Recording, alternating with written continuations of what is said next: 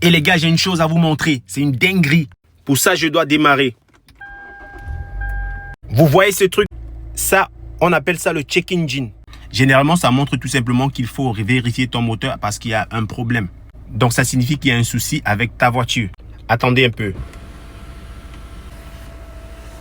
Bon, là, c'est mieux. Là, je vais vous expliquer le problème qu'il y a avec cette voiture.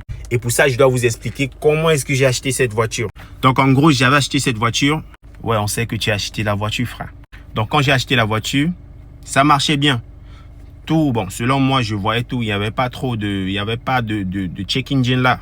Mais le problème, c'est qu'il y avait un truc caché sur cette voiture que je ne savais pas parce que quand je faisais des longs trajets, pour la première fois lorsque j'ai fait un long trajet, alors le check engine est venu. Quand je suis rentré de mon voyage, bon, parce que c'était un voyage, je suis allé un peu flex. Quand je suis donc rentré du voyage, je suis allé chez le mécanicien et on a vérifié avec une machine de diagnostic. Et apparemment, c'était un souci avec le catalyseur. Ça mettait une erreur P2270 et aussi une autre erreur que je ne connais pas. Du moins, je ne me rappelle pas. Donc, le problème, c'était soit le catalyseur ou encore le capteur.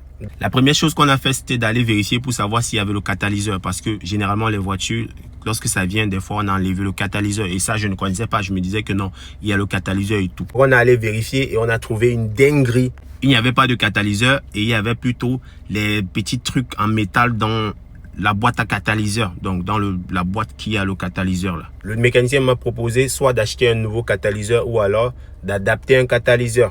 Puisque chercher un nouveau catalyseur, il fallait que j'attende, alors j'ai proposé que non, c'est mieux, on adapte. On a donc adapté parce qu'ils m'ont rassuré que non, en adaptant, il y a plusieurs personnes qui adaptent et ça marche. Il y avait aussi un souci avec les capteurs de catalyseur. Donc quand on a adapté, après quand j'ai fait le long voyage, c'est toujours revenu. Le check engine, c'est toujours là. Et à chaque fois, quand je voyais le check engine, j'étais tellement mal à l'aise qu'il fallait que je parte. Je payais 5000 francs pour qu'on enlève le check engine avec la machine.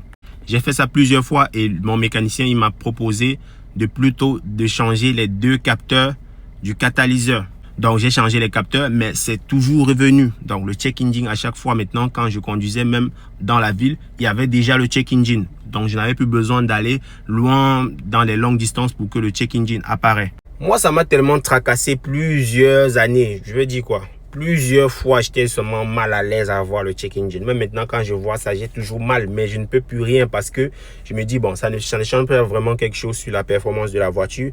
Même si je trouve que ça consomme trop. Et maintenant, pour pallier à tout ça, pour ne plus aller chez le mécano et tout, alors j'ai commandé ceci.